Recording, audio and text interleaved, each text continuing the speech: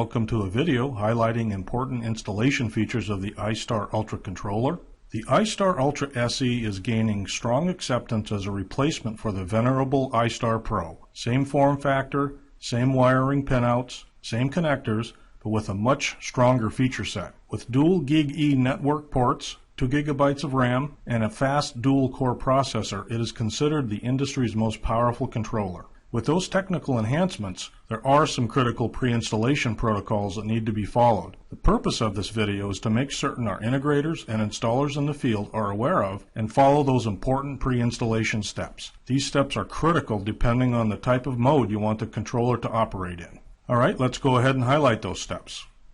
The first pre-installation issue requiring attention is the correct configuration of dip switches on the GCM board to take advantage of the full capabilities of an iSTAR Ultra controller. Each dip switch has a specific setting, and depending on your operational requirements, will need to be set a certain way. Note, ensure that all switches are in the proper position before powering up the GCM. And second note, the unit ships standard in Ultra mode, which is the factory default setting shown here. The on position for each switch actually appears as the down position. The way the dip switch module on the GCM board is installed and oriented from the factory is upside down. Here's an explanation of each dip switch setting and how it should be positioned depending on your operational needs.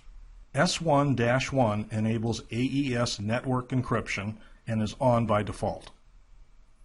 S1-2 enables high security CPNI mode, where the iSTAR Ultra does not store data to non-volatile memory. The CPNI S1-2 switch is set to off by default. If you are using CPNI, you must manually set the S1-2 CPNI switch to on. Note that the LCD on the GCM will be blank when this switch is set to the on position.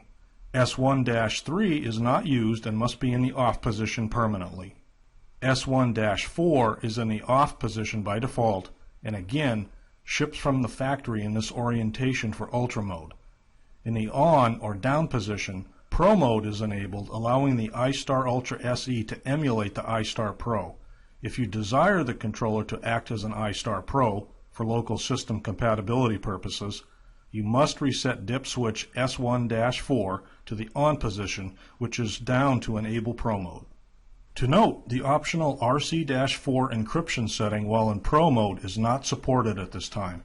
If you intend on using the iSTAR Ultra SE in Pro mode on a system that is using RC-4, then you need to turn off RC-4 before commissioning the new Ultra SE. RC-4 is configured with the system variable called message encryption in Secure 9000. Lastly, if you are installing the iSTAR Ultra SE as a master controller, please see iSTAR Ultra SE Network Configuration Guidelines. To operate the controller in Pro mode, first ensure the iSTAR controller is powered down, then manually set the S1-4 Pro mode switch to on, which is the down position as shown. Turn off encryption by setting the S1-1 AES encryption switch to off, the up position. Then you need to reset the unit back to factory default and clear the memory. To do that, set the diags and ICU mode rotary switch SW3 to D, then press and release switch SW7. Instructions will appear on the LCD display within 1 minute. Then follow the instructions that appear on the LCD display, and when that has completed, set the rotary SW3 switch back to 0. Then power up the iSTAR controller again.